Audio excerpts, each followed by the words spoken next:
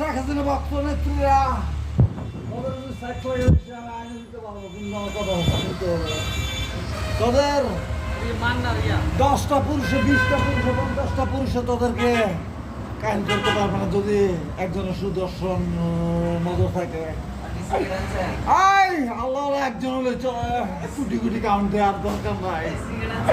আমরা তো পায়রা, আমাদের লোভ বেশি, আমরা অল্প থেকে বেশি খাইবার চাই, তাই আমাদের সকালে মৃত্যু হয়ে যায়। আর মায়েদের কষ্ট বেশি।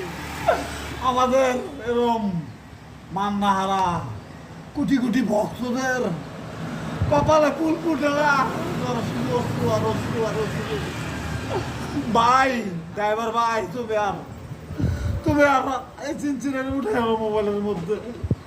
আমার দোস্ত মনসুর আলীর একটা ফটো যদি আমার আজকে দেখাইতে পারতা, আমি তার মন থেকে পান দিয়া সাধারণ সাবর বাড়তি দিয়ে একটা মাস গাড়ির ভিতরে কিছুদিন করছি।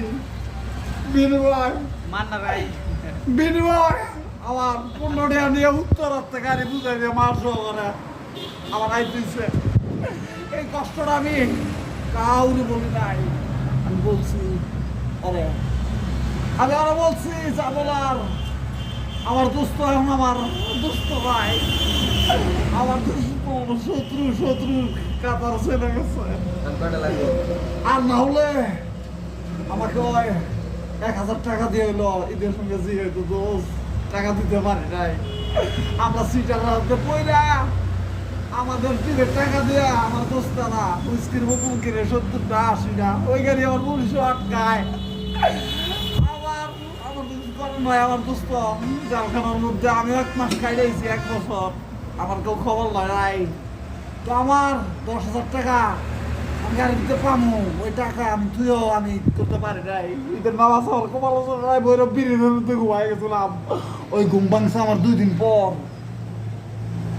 সকলকে আগাম যে ঈদটা আসতেছে আমি 4-5টা পরে ঈদটা মনে করতে পারবো যদি আল্লাহ বাঁচা রাখে, কিন্তু আমি এই নামাজ পড়বো।